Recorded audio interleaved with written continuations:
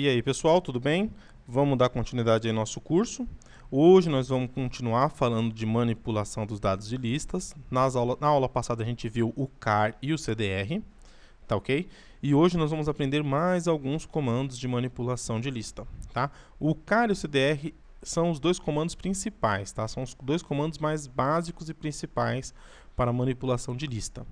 Mas nós vamos aprender alguns outros, tá ok? Vamos começar então aqui, ó, montando uma listazinha. Vamos lá. Static lista, list A, B, C. E eu vou montar uma outra lista aqui dentro, que vai ser de boa valia pra gente, né? Então nós vamos ter aqui uma lista contendo 4 elementos. 1, 2, 3, 4 com essa lista aqui, tá? E o primeiro comando que a gente vai aprender é o comando reverse. O que ele faz, o reverse? Ele inverte uma lista, tá ok? Por que eu criei essa lista aqui, ó, no final? O reverse, ele inverte os elementos da lista, mas não inverte os elementos da sublista, tá? Então, se eu criar uma variável aqui, invertida, e falar que eu quero que essa variável invertida tenha o valor do reverse da lista,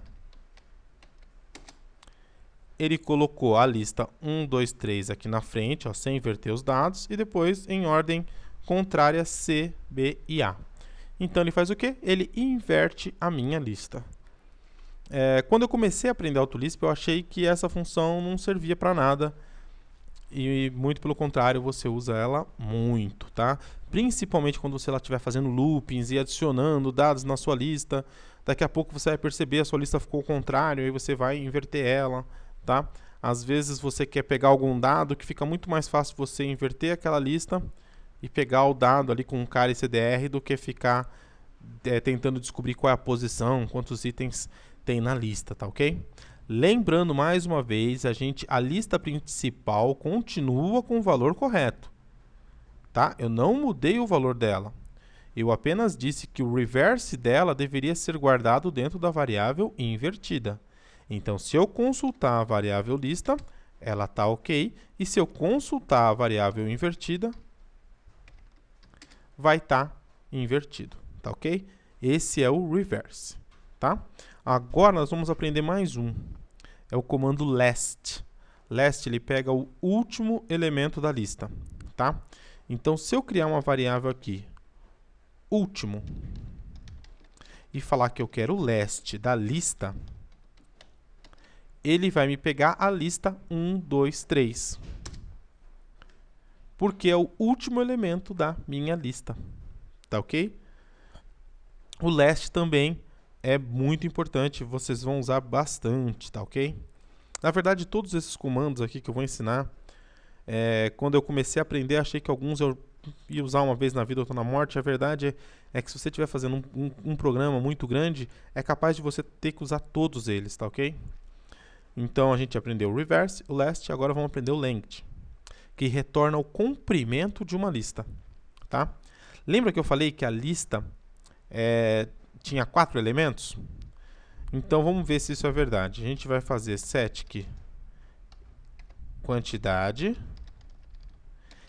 e eu quero que seja o length da lista 4. Então, ele me retornou que o comprimento daquela lista é 4. Para que eu vou usar isso? Vamos supor que você queira fazer um looping, ou seja, rodar várias vezes uma mesma ação. E eu quero que ela rode para cada elemento da lista. Eu preciso saber quantos elementos tem essa lista para fazer esse looping funcionar. Então, eu vou pegar essa quantidade de itens da lista, que é o comprimento dela, e vou mandar rodar esse número de iterações, tá ok? Tem outras utilidades também, o length, mas depende de cada caso, tá ok? No momento, basta a gente saber que o length me retorna o comprimento total de uma lista, ou seja, a quantidade de itens dentro dela. Perfeito? Agora eu vou ensinar um comando que muita gente acha que depois que aprende ele, não precisa nunca mais usar CAR e CDR, e não é verdade. Tá ok?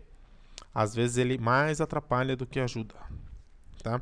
Principalmente se você estiver fazendo um programa com listas extremamente complicadas, assim, com muitos dados lá dentro, se você não tomar cuidado, você pode às vezes cometer um erro e não perceber porque utilizou o NTH de maneira errada.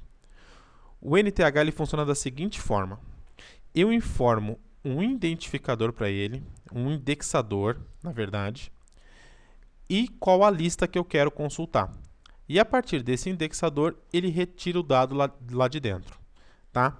Então, vamos consultar aqui mais uma vez o valor da variável lista. Aqui vai estar A, B, C e a lista 1, 2, 3. E vamos supor que eu queira tirar o valor C daqui de dentro, tá? Item 1, 2, 3 e 4. Mas, para a indexação, no AutoLisp, o primeiro item é o item 0. Item 0, item 1, item 2 e item 3. Então, para uma lista com 10 elementos, o indexador de maior número vai ser o 9 e o de menor vai ser o 0. Tá ok? Então, se eu quiser pegar o C, eu vou ter que pegar o indexador 2, tá? Então, eu vou falar o seguinte: set valor NTH, tá ok? E agora eu vou fazer o quê? Vou pegar o item 2 e vou falar que eu quero que isso seja retirado da lista. Ah lá, ele me retornou o valor C. Se eu quiser pegar o primeiro elemento da lista, eu vou colocar aqui 0. Tá ok? Se eu quiser pegar aquela lista lá, eu vou colocar o indexador 4, não, desculpa, 3. Tá? E se eu colocar um valor de indexador maior do que o comprimento da lista, como foi o caso que eu fiz aqui, que eu coloquei o 4, ele vai retornar um valor nulo. Tá ok? Então, o NTH, ele retira um valor da lista a partir do seu indexador. Tá? Eu uso, tá ok? Mas quando eu conheço a lista, tá? Quando a gente está trabalhando com os loopings meio bárbaros assim, o KCDR dá um maior controle do que o NTH, tá ok? Agora nós vamos aprender a juntar duas listas ou adicionar um novo elemento dentro de uma lista. É o comando append, tá ok? O que o comando append faz? Eu preciso de listas e ele vai me juntar. Não importa quantas listas eu colocar, ele vai juntar elas, tá ok? Vamos criar aqui, então, agora, uma lista 1. Opa, sem espaço. 1, 2, 3. Uma lista 2. 4, 5, 6. E uma lista 3. 7, 8, 9. Tá? Se eu quiser juntá-las, então vamos criar aqui uma variável juntar. E eu vou usar o comando append. E eu falar que eu quero que junte a lista 1 com a lista 2 com a lista 3. Opa, eu não devo ter criado lista 2 aqui. Deixa eu olhar. O lista 1, eu criei variável lista, tá? Então eu vou consertar aqui a variável lista 2, aqui é lista 2, desculpa, tá? E agora a gente vai juntar aqui lista 1, 2 e 3. Ah lá, 1, 2, 3, 4, 5, 6, 7, 8, 9. Tá ok? Legal, Sérgio, mas e se eu quisesse juntar as listas e manter os dados dentro delas como lista? Como que a gente faria? Vamos tentar. Eu vou falar que eu quero o append dessa lista, mas eu quero mais um list dentro dela. Aqui também mais um list. E aqui também mais um list. Eu estou criando uma lista da lista e quando eu mandar juntar tudo isso, ele vai me retornar uma lista com 3 novas listas lá dentro, tá? Então eu posso pegar, os dois resultados são diferentes. Ele pegou no primeiro os 9 elementos e juntou em uma única lista.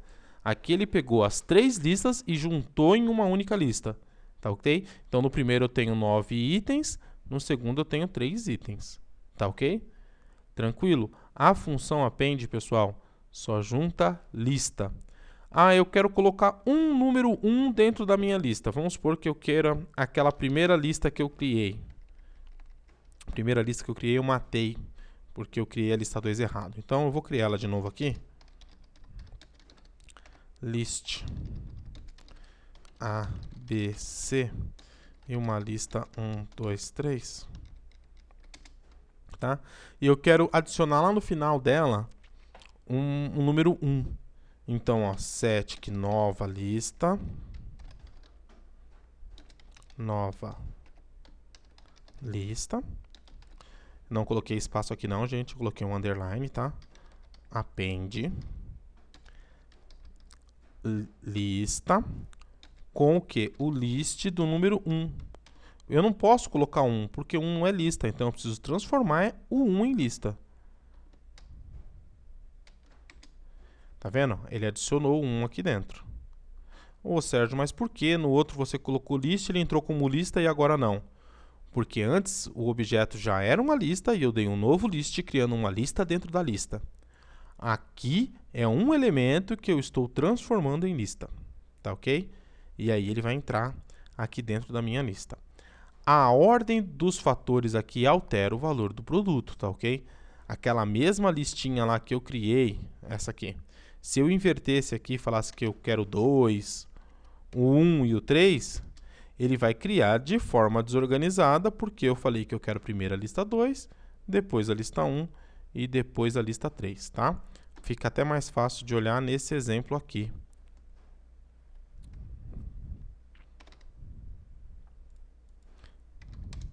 Ah lá. Então, a ordem dos fatores altera o produto aqui nesse caso, tá ok? Então, a gente precisa estar criando, na hora de criar, entender que a primeira lista vai ser a primeira dado a entrar na nova lista, tá ok? Então, tem que prestar bastante atenção nisso daí. A gente tem uma outra funçãozinha, que é a função member. O que a função member faz? Ela me lembra muito a função CDR, tá ok? Um member, ele localiza um elemento na lista. Só que em vez de retornar se o elemento existe ou não existe, ele retorna quando o elemento existe o restante da lista a partir daquele elemento, e quando não existe ele retorna new, tá ok?